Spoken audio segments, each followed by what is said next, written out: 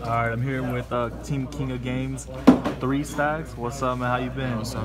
I've been good, bro. I haven't been playing Yu-Gi-Oh much. I just moved. But I just got into this card game, man, this Dragon Ball Super game. It's pretty lit. It's not as complex as Yu-Gi-Oh, but I do like it. It's pretty fun. I started playing Frieza. It's the deck I picked up because Frieza was my favorite character from the show. It's the only reason I play. If there wasn't Frieza, I wouldn't be playing this game. But I want to show you guys my build. I know that you can't side at locals, but I built the side deck because I actually want to play competitive. Yeah, we'll go to the main and then, we'll go to the side. And I'll kind of explain my card choices as we go along. It is my leader that I chose is Golden Frieza. I see a lot of potential in this card. So let's start with the main.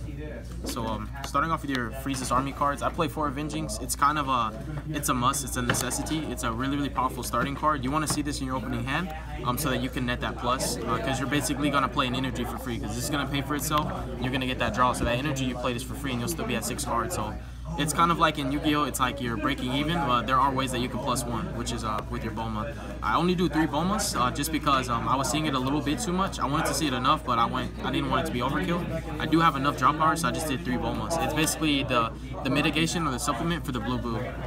And I also played 4 Goldos. Goldo's pretty powerful. He does put the Kaba in rest so that you can beat over the Kaba to basically counter the Veggie engine. He is a blocker, which does help. You need blockers. Like Blocker Nimbus is just incredible. So Goldo is just a standalone card. I played 3 Sorbet. What I like about this card is he's kind of like Goldo. He's defensive, but he's one of the most aggressive cards in this deck. It allows you to out-combo your opponent because you can just play Frieza's Army cards from your deck. And you get very lucky if you choose to play a lot of targets for your Avenging and this. You can simply out-combo them just by adding like a free 20,000 surplus to your combo area before you actually play from your hand, which is insane. And of course he's a blocker. He's just a really, really powerful card. For my super combos, I play 3 Dodoria, and what kind of catches people off guard is I play the Shugesh. It's for the sauce. I play Frieza, but I incorporated an engine to make my deck a lot more consistent and aggro, because I realized the Frieza's Army deck itself is really stally, it's slow, and decks are too fast for that. Like, decks can overwhelm and they can rush you. So I incorporated a little engine in here, a compact engine, just to increase my ceiling and allow me to actually rush other decks in return and be aggro when I choose to be. So Shugesh helps because there's a lot of ways that you can abuse him. So those are for the super combos.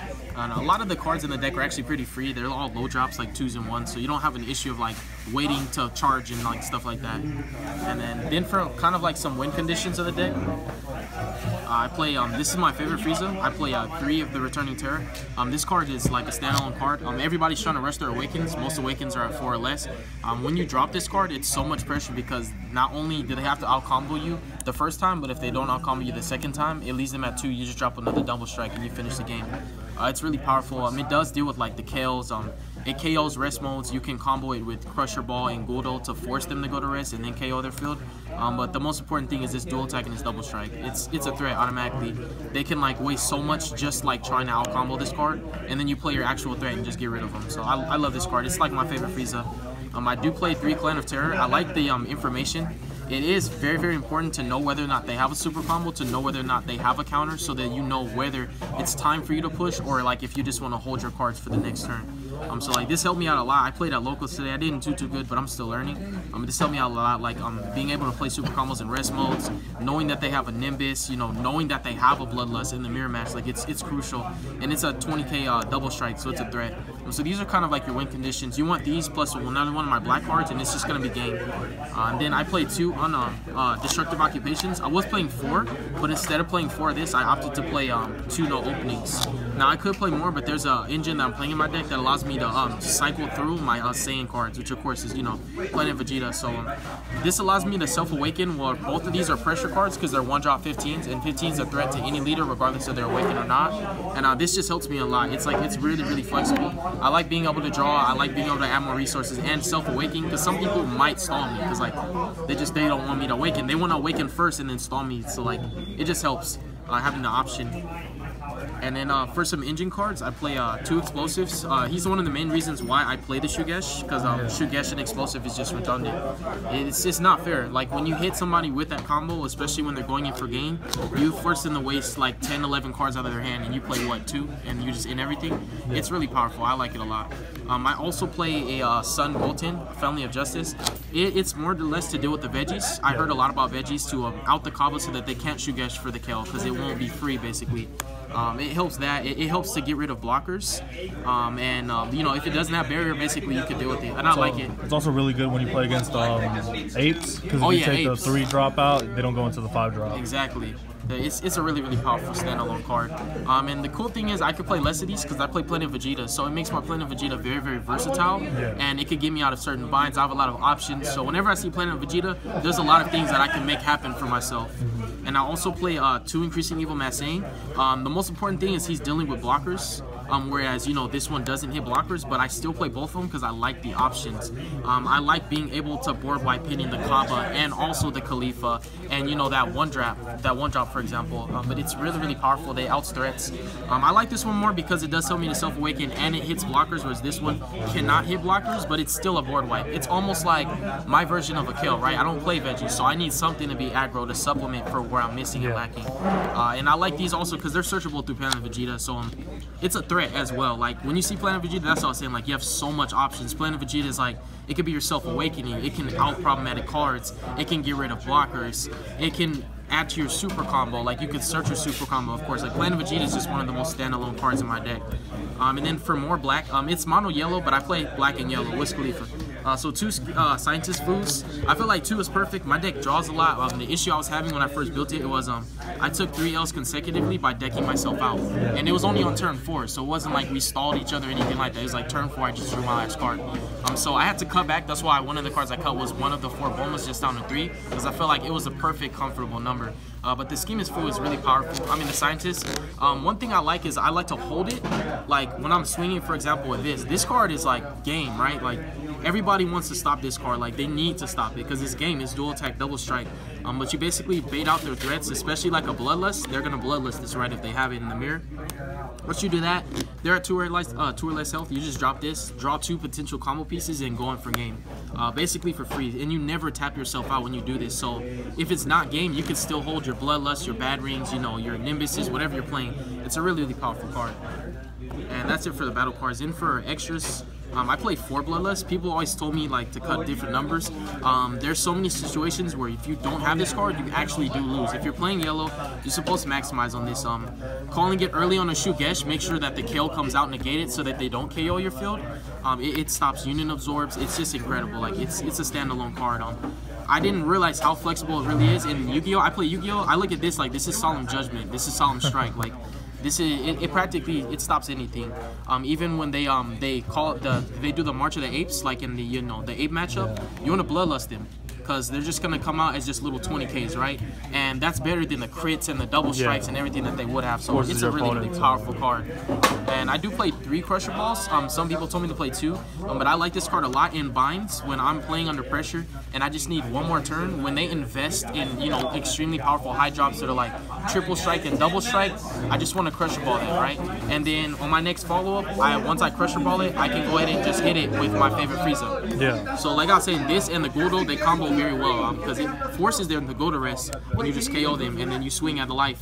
Which basically, this by itself, if you combo enough with it, this takes 4 of your opponent's life from you. If they're awakened, that's game. You just have to know when to combo and call it right. But at bare minimum, it forces them to play cards out of their hand for the combo so that they don't die. And when they have less cards, it's easier for you to go in for your next push. I like it a lot. And I played 3 Nimbus. I was going to play 4, but my deck draws too much. I keep decking out.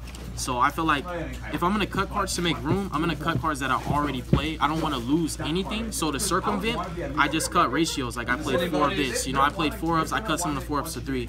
But the Nimbus is crucial because it saves my life. Basically, if you play this, like they have to have the bad ring. If not, you get your turn. And on your follow-up, that can be game. And then I played 3 Planet Vegetas. I like this a lot. It catches people off guard because they think I'm playing Frieza's army. Now, this card, like I said, is very flexible. Most people expect apes, veggies, stuff like that. I'm not playing any of that. I just play the Massanes, the no openings, the Shugesh. It kind of throws them off because nobody ever expects for me to have a Shugesh in my hand, right? I play Frieza's army, I go avenging, I search my Dodoria. So when they're swinging, they don't expect a Shugesh no openings. I mean a Shugesh explosive. They don't expect that. And I like that this allows me to search and naturally what I'll do is I'll search for the no openings. I mean the explosive Goku, and not search the Shugesh so that they don't know that I play it, right? And I'll get the Shugesh by any other means, like even if I have to draw into it. So I like it a lot. I was gonna play 4 of it, but like I said, in order to circumvent, I had to cut down cards. Like these were all 4 of them, and I cut them to make space. And like siding, it's local, so I didn't know that you couldn't side at locals. I play Yu-Gi-Oh! Like we have, you know, best 2 out of 3. But if I was to play competitive, this is what I scrapped for now out of the cards I have. I don't have very many cards, but I side bad rings for yellow matchups, and also very aggro decks. Like they play counters on purpose, like counter attacks on purpose, because they know that they can push for game. And also, not only is this defensive, but it helps you for your push. So it's a very flexible card. And I do 3 because I actually want to resolve more than once of these. Like I want to resolve 1 on their counter attack, and then I want to counter their counter as well. And I do cite the 4th Nimbus, the 4th Pressure, because believe it or not, these come up. Like when you're trying to rush decks, it's really smart to rush them and then force them to play their cards preemptively when they're at low energy. And when you pressure ball it, you bloodlust it, it makes a huge impact on the game state. Because not only did you rush them, and while they have all this hand advantage, they have low energy. So when you play stuff like that and you pressure ball it, like it's like they're taking negs all day. And I play 4 Jocos. I was told this was good last format. I didn't know that it's not good anymore. But I see potential in this card. I think this card is amazing. That thing stops in the opening, man. Yeah, this card is incredible. I like it a lot. And sometimes I don't like to rush, but when I'm playing a deck that I know I need to rush, like this is in future reference when I'm able to side, I'm doing the Champas. Now, cards that I couldn't main, I had to side because I needed them in my arsenal. And I also play Relentlesses. I like this card a lot because my deck does hand control. And naturally, how I was using this in playtesting, like I was playing against like Jared and Raul, I would make them combo against my my Frieza, the dual attack double strike, and they combo really heavy to get over that. And whatever cards they don't combo with are the cards that they want to keep in their hand, or they would have combo with it. So you play this, and any card that they drop, obviously they wanted to keep it, or they would have combo with this. So they're already taking an egg. So like this in synchronization with the Mecha, I like it. It's cool, but you know I just started playing, so I don't know what I'm doing yet. And then I do side an Awaken because it's searchable through the Planet Vegeta. I realized today that if I had this in my deck, I could have got game because I had a Planet Vegeta, but I didn't have a way to like do Scientist Fu because I didn't have one. But just having a searchable double strike that's free, that doesn't cost any energy, it's really powerful. And it's a 20k. Like this could be your game changer. Like you don't tap any energy, you overrun for this, you tap all your energy, do your 1 drop, 10k combo pieces, and go in for game when they're at 2 life. And then the 3rd Occupation. I didn't know what to throw in, man. Like I'm still learning this game, but that's pretty much it for right now. I'm still working on it, but I just play it because I love Frieza. So what's your experience with the game so far? It's changing from Yu-Gi-Oh and all. This game is not as complex as Yu-Gi-Oh! And also stuff like when you can attack and then resummon a monster and attack again, you can't use that in Yu-Gi-Oh! Yeah, I'm like, what? This is broken, bro. Like, this is so broken. You can like bait so much with pressure cards, and then they waste their negates and their combos, and then you're like, oh, okay, I tap these energies, now I play this, and now I go for you. And that's not fair. Like, but it's cheaper, I guess. It's cheaper. The cards cost less. If you suck at Yu-Gi-Oh, play Super, because Super is not as sophisticated as Yu-Gi-Oh. Yu-Gi-Oh has degenerate loops, hand loops, just 1 card combos. Like Yu-Gi-Oh is way more sophisticated than Super. So like this is a great like game to transition to if you're kind of struggling in Yu-Gi-Oh. You might be a beast in Super. But yeah, that's all I got for you guys today. But I do want to give a shout out to Meta Club for all of my subscribers and followers on my channel. If you guys play Super, I would like you guys to check this channel out. I don't know too much about all the channels, but this is one that piqued my interest thus far. And that's all I have for you guys. Hopefully we see more of you, and hopefully you find a good build, good ratios, and you do success in this game, man. Thank you, bro. I like this deck.